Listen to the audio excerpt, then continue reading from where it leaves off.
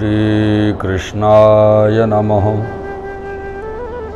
श्रीगोपीजनवल्लभाय नमः। श्रीमदाचार्यजी चरणकमलेभ्यो नमः।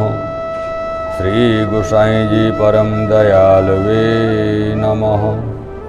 इष्टदेवताभ्यो श्री गोवर्धनाय नमः। श्री आराध्य देवताभ्यो नमः। श्री गोवर्धननाथ पादयुगलं हैयं वीणाप्रियं नित्यं श्रीमथुराधिपं सुखकरं श्रीविठ्ठलेशं मुदा। श्रीमद्वारवती सगोकुलपति श्रीगोकुलेन्दुं विभुं श्रीमन्मन्मथमोहनं नटवरं श्रीबालकृष्णं भजे। प्रभो नंदकुमारो मे स्वामिनी वृषभानुजा। कृतार्थोऽहं कृतार्थोऽहं कृतार्थोऽहं न संशयः। श्रीगोकुलपतेर्नित्यं स्वभदं मास्पदं महत्। श्रीवल्लभमते निष्ठं तुर्यपीठं वयं नुमः। भक्ताभिलाषा चरितानुसारी दुग्धादिचौर्येण यशोभिसारी। कौमारितानन्दित घोषनारी मम प्रभो श्री गिरिराजधारी।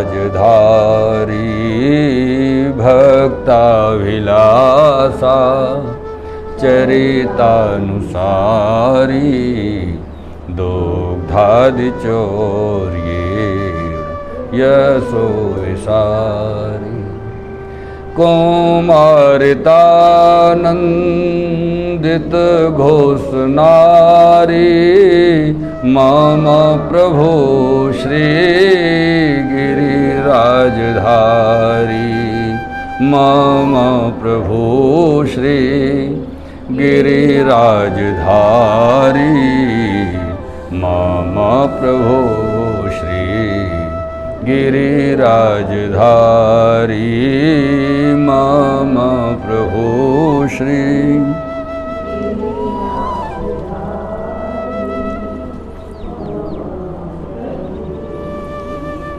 गिरिराजधारी। शिवल्लभाधीश की श्री गोसाई जी परम दयाल की। श्याम सुंदर श्री यमुने महारानी की। श्री गिरिराज धरण की। श्री भागवत भगवान की। श्री सुखदेव जी महाराज की। श्री परीक्षित जी महाराज की जय जय।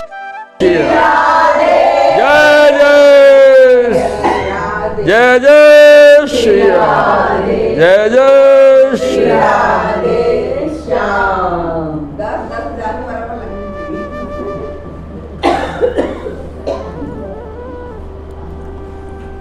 सर्वप्रथम तो आप समस्त भगवत चरणानुरागी भगवत प्रियजनों को व्यासपीठ से हमारा सादर वंदन।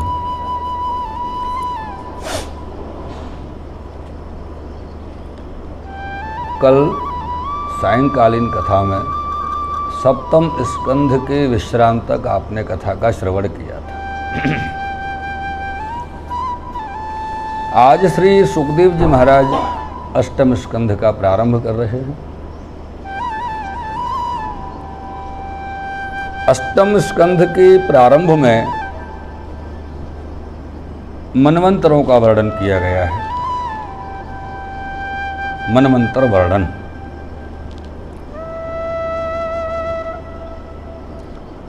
स्वायं भुवश्रीह गुरो वंशोऽयं विस्तराच्छ्रुतो यत्र विश्वसृजां सर्गो मनूनन्यानवदश्वनः।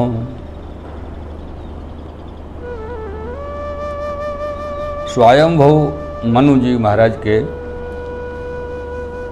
वंश में जो अलग अलग मनवंतरों में मनु हुए उनका सबका वर्णन किया गया। मनवंतर वर्णन के पश्चात में श्री सुखदेव जी महाराज भगवान के परम प्रिय भक्त गज और ग्राह का प्रसंग श्रवण करा रहे हैं।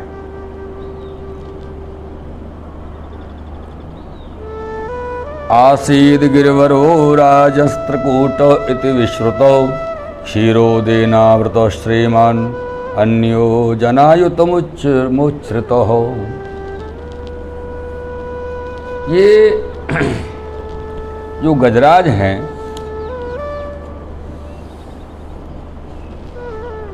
बड़े ही बलवान हैं। गजराज महाराज बहुत बलवान हैं।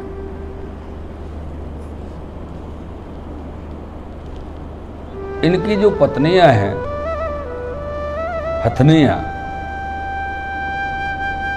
एक दो चार नहीं सैकड़ों हैं। क्योंकि ये जो गजराज हैं इनमें एक विशेषता थी, इनके शरीर में से एक बड़ी मोहनी सुगंध बाहर प्रकट होती थी, सुगंध निकलती थी, जिस सुगंध से प्रभावित होकर के अनेक हथनियां इनके पास आती और कभी छोड़ के नहीं जाती थी। अनेक इनको बच्चे भी हुए। ये जिस वन में विचरण करते रहते थे, भ्रमण करते थे,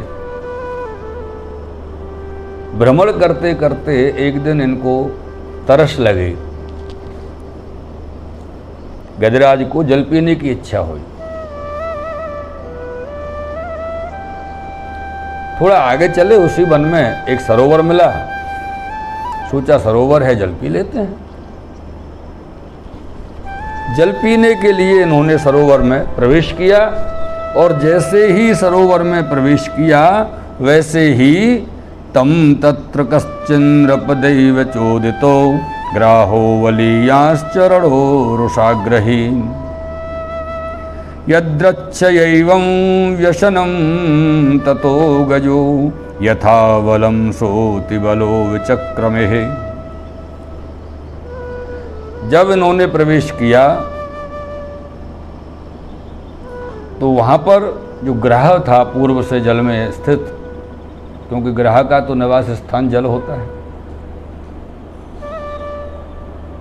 जल में स्थित जो ग्राह है उन्होंने इनका अर्थात गजराज का पैर पकड़ लिया।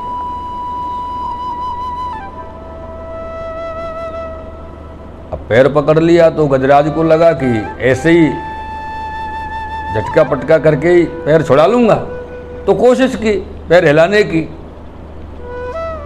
लेकिन ग्राह ने नहीं छोड़ा।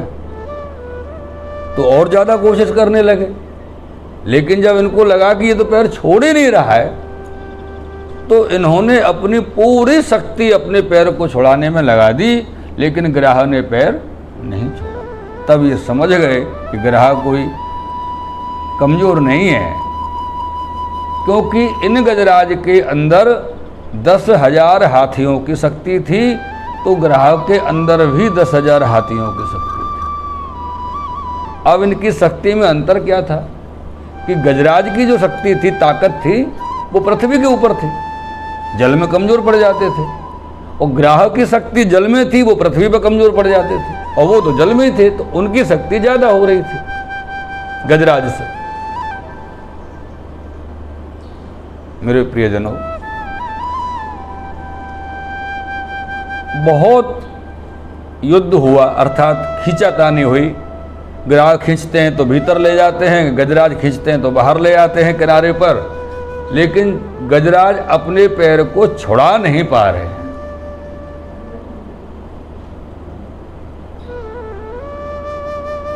इतना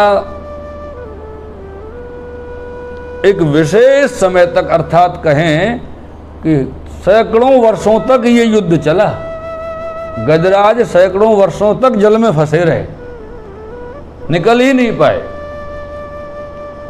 अच्छा, आपको कभी ऐसा लगता है कि अपनी शक्ति जब तक है तब तक काम कर लो? नहीं तो फिर देखा जाएगा, भगवान जाने। सबको ऐसा ही लगता है।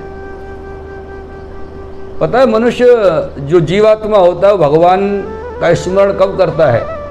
जब वो संकट में आता है। बाकी तो वो खुद अपने आप से निपटारा करने की कोशिश करता है। यही गजराज ने किया। सैकड़ों वर्षों तक अपनी शक्ति लगाते रहे, लेकिन जब इनको समझ में आया कि अब मेरा कुछ चलने वाला नहीं है, मृत्यु मेरा इंतजार कर रही है, अब ये ग्रह मुझको छोड़ेगा नहीं, तब जाकर के गजराज ने भगवान का स्मरण किया।